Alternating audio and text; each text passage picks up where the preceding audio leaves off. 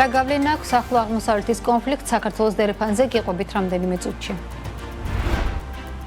12 მარტის ღამეს ირანი ერაყის ტერიტორიულ წყლებში მცურავ რამდენიმე ტანკერს დაესხა თავს, ერთ-ერთ ტანკერზე 23 ქართველი მეზღვაური იყო. დღეს 2 საათზე მთავრობის ხდომა დაინიშნა, რა საკითხების განსახილველად იკრიბება კობახიძის მინისტრთა კაბინეტი უცნობია. ტყიბულის მუნიციპალიტეტის სოფელ კურსებში მეწყერული პროცესების განვითარების შედეგად 5 საცხოვრებელი სახლი დაინგრა, დაშავებულები არ არიან. გაზპთან 19 მეგავატიანი ქარის ელექტროსადგურის სატესტო რეჟიმში ოპერირებას იწყებს ინვესტორი სულხან პაპაშვილია.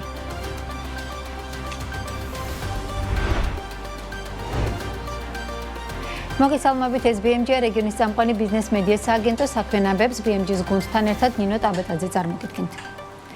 ერაყის ტერიტორიულ წყლებში მცურავ რამდენიმე ტანკერს ირანი თავს დაესხა. რადიო თავისუფლების ინფორმაციით, თავდასხმის სამიზნე ხომალდებიდან ერთ-ერთს მალტის დროშის ქვეშ მცურავ ზეფიროს ქართველი კაპიტანი ჰყავდა. ამ გემზე ჯამში 23 ქართველი მეზღვაური იყო. ერთ-ერთი მეზღვაურის მეუღლე რადიო თავისუფლებას უყვება, რომ გადარჩენილები უკვე ერაყის პორტში არიან გადაყვანილები და მათ საფრთხე არ ემუქრებათ. თავდასხმის შედეგად დადასტურებულია, რომ ერთი მეზღვაური დაიღუპა, თუმცა მისი ვინაობა და ეროვნება გავრცელებულ ცნობებში არ კონკრეტდება. რადიო თავისუფლება მეზღვაურებზე დაყრდნობით წერს, რომ ეს იყო ტერაქტი და გარდა ნავებით ტანკერებთან მიტანილი ასაფეთქებელი საშუალებებისა, რომლებიც სავარაუდოდ დისტანციურად იმართებოდა, ხომალდების წინააღმდეგ დრონებიც გამოიყენეს. ამასთან ირანის სახელმწიფო ტელევიზიამ დაადასტურა ფაქტი იმის შესახებ, რომ ტანკერები ირანის უპილოტო წყალქვეშა აპარატმა აფეთქა.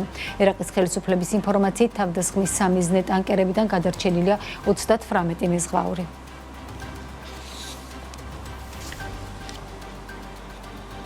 ახლო აღმოსავლეთის კრიზისის ფონზე დილი და ნავთობის ფასები ისევ მწვანე ზონაში რჩება, თუმცა ზრდის ტემპი შენელებული ან ნედლი ნავთობი ამ დროისათვის $93 გაძვირებული. ერთი კვირის ჭრილში ფასი 15%-ით გაიზარდა. დილის ვაჭრობაზე ბრენტის ტიპის ნავთობის ფასმა $100 ნიშნულს გადააჭარბა, თუმცა შემდეგ $97-მდე შემცირდა. $91-მდე გაძვირებული დასავლეთ ტეხასური ნავთობით. აღსანიშნავია, რომ დიდი შვიდეულის ლიდერებმა ახლო აღმოსავლეთში ომის საპასუხოდ რეზერვებიდან რეკორდული რაოდენობის 400 მილიონი ბარელი ნავთობის გამოშვებაზე განაცხადეს. ფრანს 24-ის მონაცემებით ეს დაახლოებით 20 დღის განმავლობაში ჰორმუზის სრუტეში ჩვეულებრივი ნავთობ ტრანზიტის მოცულობას წარმოადგენს, რომლის გავლა ამჟამად ირანის თავდასხმების გამო სახიფათოა.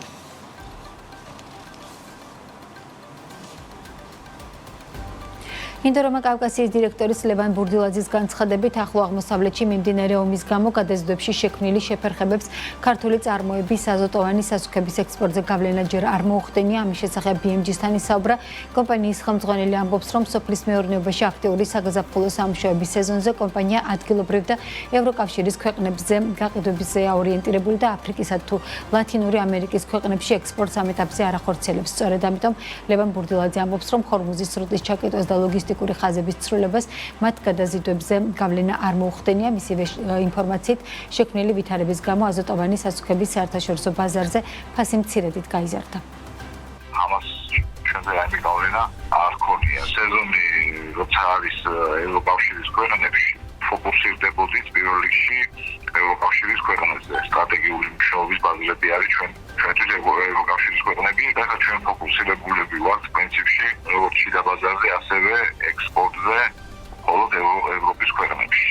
ევროკავშირის ქვეყნებში როცა სრულდება სეზონი, მერე უკვე დავერთებით ცენტრალურ ლათინური ამერიკის სამხრეთის ქვეყნებზე. თუ არ გაგრძელდა დიდხანს ეს საომარი მოქმედებები ახლო აღმოსავლეთში, მაშინ მე ვერ ხედავ რაიმე უშუალოდ საფუძვლიან საშიშროებას, რომ ამან რაღაც გავლენა იქონიოს ჩვენს წარმოებაზე და შესაბამისად ჩვენ ლოჯისტიკაზე. ოდნავ მოიმატა ფასმა, ოდნავ მოიმატა, იმიტომ რომ ჩვენზე ამას გავლენა არ უქონია, მაგრამ გარკვეულ წარმოებებზე, რომლებიც ორიენტირებულები იყვნენ არაევროპულ ქვეყნებზე, მათ შეექმნათ გადაზიდვებში გარკვეული პრობლემები და ამან გამოიწვია ერთგვარი დეფიციტი.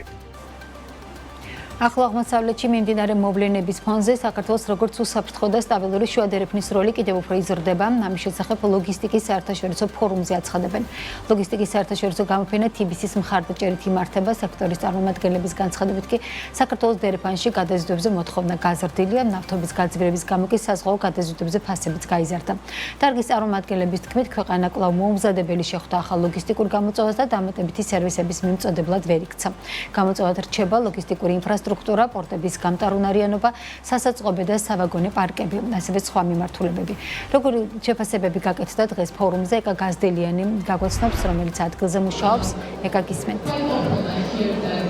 მოგესალმები ნინო, საქართველოს ლოგისტიკის სექტორი სულ უფრო აქტიურად ვითარდება და ბოლო წლებში სულ უფრო დიდ სტრატეგიულ მნიშვნელობას იძენს და გარდა ამისა, ბოლო პერიოდის გეოპოლიტიკურმა მოვლენებმა ამ დერეფნის და საქართველოს როლი კიდევ უფრო გამოკვეთა. ეს არის ის ძირითადი მესიჯები, რომელიც ამ ფორუმის ფარგლებში გაჟღერდა. ფორუმის მხარდამჭერია TBC და როგორც TBC-ის წარმომადგენელი აცხადებს, ჩვენთან საუბარში სექტორში TBC-ის პორტფელი დაახლოებით 74%-ით არის გაზრდილი ბოლო 3 წლის განმავლობაში და საკმაოდ მნიშვნელოვან ციფრს შეადგენს და ასევე TBC ერის რომ სექტორის ზრდა გაგრძელდება უახლოეს მომავალში ასევე 5-10%-ით. მთლიანობაში TBC-ის წარმომადგენელს ჰქონდა პრეზენტაცია სექტორში მიმდინარე პროცესებზე და იმაზე თუ სად არის საქართველოს მთლიან ლოგისტიკურ რუკაზე მსოფლიოში და როგორც მან განაცხადა, საქართველოს 79 ადგილზეა 130 ქვეყანას შორის მსოფლიო ლოგისტიკურ რუკაზე და მთავარ გამოწვევას წარმოადგენს ინფრასტრუქტურა და ის ბარიერები, რაც ლოგისტიკურ ინფრასტრუქტურაში არსებობს. მოხარული ვარ, რომ დღეს თბილისში უკვე მეორედ იმართება ლოგისტიკის საერთაშორისო გამოფენა. ჩვენთვის როგორც ბიზნეს ნომერ პირველი პარტნიორი ძალიან მნიშვნელოვანია მსგავსი ასე ვთქვათ ფორუმების ხარდაჭერა, რადგან მიგვაჩნია, რომ ასეთი ტიპის შეკრებები მნიშვნელოვნად ავითარებს სექტორს და დარგს. რეგიონში მიმდინარე მოვლენების ფონზე საქართველოს როლი, როგორც ასე ვთქვათ, ყველაზე უსაფრთხო და სტაბილური შუადერეფნის როლი კიდევ უფრო იზრდება. ეს ყველაფერი კარგად აისახება ქვეყნის ეკონომიკურ მაჩვენებლებშიც. 2024 წლისთვის ეს სექტორი გაიზარდა 18%-ით, 2025 წლის 9 თვეში ზრდამ შეადგინა 8.5%, თუმცა ასევე უნდა აღინიშნოს, რომ მოლოდინები არის ძალიან კარგი და ჩვენ ველით, ჩვენი კვლევების მიხედვით სექტორის დასვა ვარაუდობთ 5-დან 10%-მდე ქვედარგების მიხედვით. რაც შეეხება TBC-ის როლს ამ სექტორში და პოზიციონირებას, რა თქმა უნდა, ასეთი კარგი სწრაფი დინამიური ზრდის ფონზე TBC-ის პორტფელის და დაკრედიტებაც მნიშვნელოვნად იზრდება. ბოლო 3 წლის განმავლობაში ჩვენმა ზრდამ ამ სექტორში შეადგინა 74% და რა თქმა უნდა, მოლოდინები კიდევ უფრო უკეთესი არის. არსებული კრიზისის და გეოპოლიტიკური რისკების ფონზე, ასევე საწვავის გაძვირების გამო გადაზიდვებზე ტარიფი დაახლოებით 25%-მდე გაიზარდა, როგორც დარგის წარმომადგენლები აცხადებენ. გარდა ამისა, პრობლემად იქცა ის, რომ საკმაოდ გაიზარდა რიგები საზღვაო გადაზიდვებზე, რამაც გადატვირთვა გამოიწვია. რიგები კი გაზარდა იმან, რომ ჩინეთიდან ევროპისკენ მიმავალმა ტვირთებმა მთლიანად საქართველოს დერეფანზე გადმოინაცვლა და საზღვრებზე საკმაოდ დიდხნიანი დაყოლნებები იქნება, რომელიც გამოწვევას უქმნის, როგორც ისინი აცხადებენ, არა მხოლოდ ტვირთმფლობელებს, არამედ უშუალოდ გადამზიდავებსაც. ტარიფებთან დაკავშირებით, როგორც უკვე აღნიშნეთ, ზრდა დაახლოებით 25%-ის ფარგლებშია, როგორც ისინი აცხადებენ, თუმცა თუ კი საწვავის ფასების მატება გაგრძელდება და ასევე ის ლოგისტიკური პრობლემები, რომელიც შექმნა კრიზისმა, მოწვეულია, რომ ეს ტარიფები კიდევ უფრო გაიზარდეს.